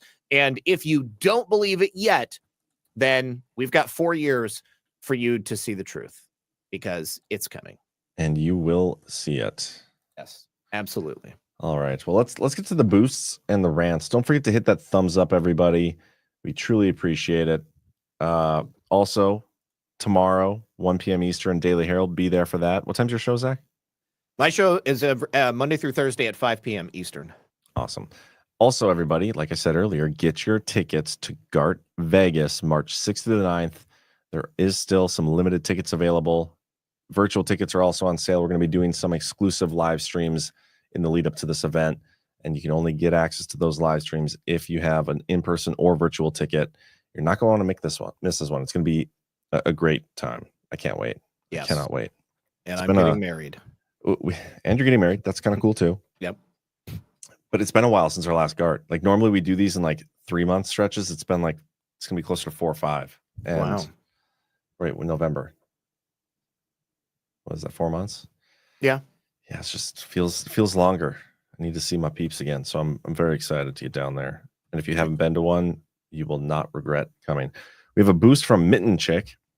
I've been binging Baseless the past few weeks. Absolutely love it. Thank you for all the research and sharing your finds with us. Thank you, Mitten Chick. Appreciate you.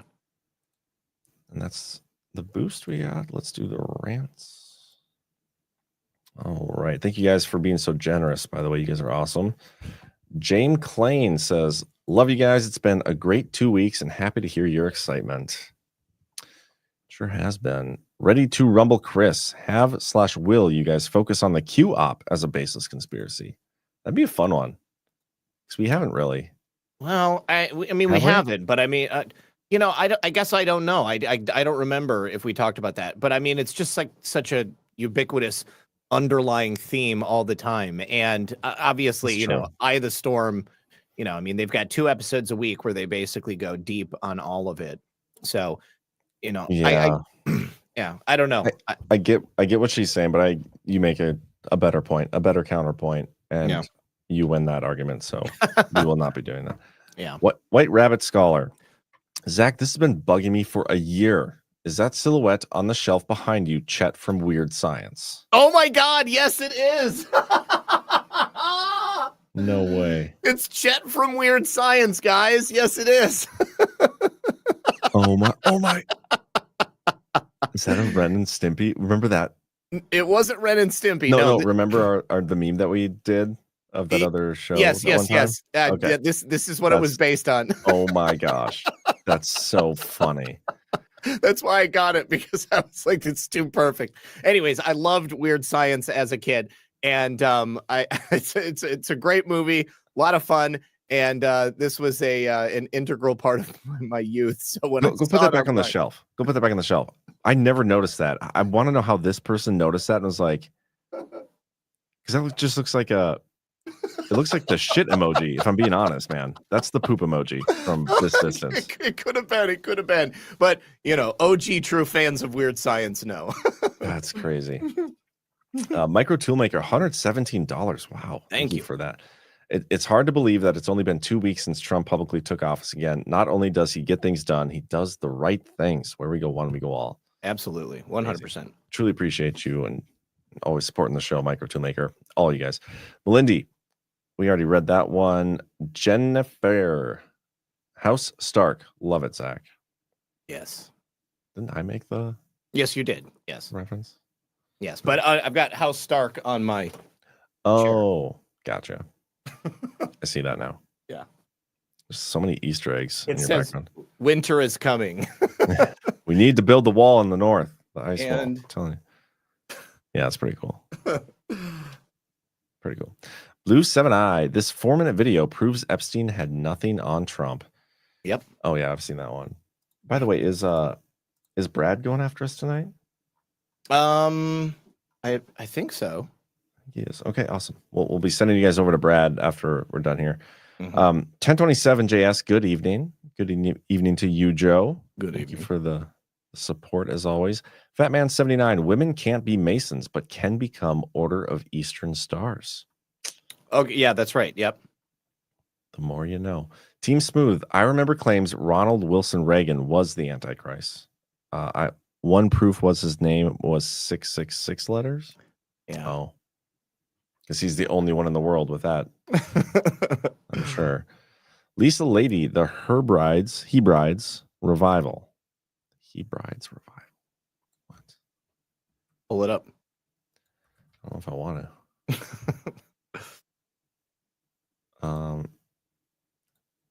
Okay, the Hebrides revival in President Trump's Bible. The Bible President Trump will be sworn into office with is his mother's Bible. There's a prophetic significance. This video explains why. Yep. It's pretty interesting, and maybe I'll give it a listen later. Yeah, but maybe keep it for next week or something. All right. Let's back to the rants here. Julie Jan, my grandpa was a Mason. I was in Rainbow Girls, which is one of the girl groups. They're mostly service clubs in your community that are based on good morals and faith in God. I was around many Masons. Yes. Julie Jan is confirmed deep state now. That's I mean, that was my experience as well. Yeah. I mean, all those groups, like the Shriners, I don't know if I knew any personally, but they were always around, like with the parades and the tiny cars and the hats. Yeah. Just a bunch of old dudes goofing off. Julie Jan, I don't know anything about the 33rd degree, but they could be evil. The women's group is called Eastern Star, boy group Demolay, other girl group Job's Daughter, yeah. Awesome. Andrew Rawlings going to share this episode as a black pill antidote. Well, thank you. Awesome, Andrew. Dave 75, have you looked into mud fossil theory or geology? Was biology is the basic theory. I have looked into Mud Fossil. I used to subscribe to Mud Fossil University on YouTube years ago. I don't even know if he's around anymore, but yeah, definitely I've looked into it, and there is I mean, you just look at the pictures, and it's quite clear that a lot of what looks to be stone appears to be just like fossilized organic material. It's pretty crazy. Yeah. Ravlon, actually, I was sitting there amazed this afternoon during your show, Zach, wondering how you managed to do that much astute analysis every weekday, 2 hours straight of absolute fire. Thank you so much. Well, I actually got another email that I didn't mention yet from another viewer who claimed that the only way I'm able to speak in the way that I do is because I'm possessed by demons. You showed me that one. That one was pretty wild. And the best part is he said, now, as soon as you hear that, the demons are going to tell you that I'm wrong, but trust me, I'm not. And I was like, oh, okay, that's the only reason that I am resisting what you're telling me. He also told me that because I'm possessed by demons, that he would pay for me to come out to West Virginia so that he could exorcise me. So basically, this dude wants me on his dime. I appreciate it. But on his dime, he wants to fly me out to the middle of nowhere in Appalachia so that I can be alone with a total stranger and allow this guy to perform an exorcism. And it wasn't like one day, dude. Like he wanted me to stay for weeks. And I didn't even respond. I was like, you've got to be kidding me. Of course, the answer is no. Oh, that's crazy. You mean you wouldn't take that offer up and just go be with a stranger for a couple of weeks while he rids you of your demons? No, he didn't describe the process or anything like that. I'm not trying to get exorcised. Like, I mean, basically he told me that because he said that true Christians don't sin at all, and that until you have become a Christian by his understanding, then you're going to hell and you're possessed by demons. And I just don't believe that that's how it works. I think that there's a reason that we were given redemption, because people are not perfect. Okay. Like no one can do everything perfect forever. Like inevitably, like you're going to do something that, you're going to need to ask for forgiveness about. Now, it's my policy to just continue doing the next right thing. I do everything within my power to be as good of a person as I possibly can. But that doesn't mean that I'm always successful. None of us are. Yeah. Let's see here. Final demand. Last one here. Crazy how close we came to losing everything. The day has arrived where we call winning implementing common sense policies. Where we go one, we go all. Amen. We have had quite the journey together, haven't we? Yes, we have. But that is all of them. So hit that thumbs up. Like I said, make sure you tune in tomorrow. The Daily Herald, 1 p.m. Eastern. Quick 45-minute jam pack with news. And Zach's show, 5 p.m. on his channel. And thank you. I think that's all I got. That's it. Thank you for being with us, guys. Remember, Donald Trump is not the New World Order. That's just a baseless conspiracy. That truly is a baseless conspiracy. Okay, see you guys. Peace.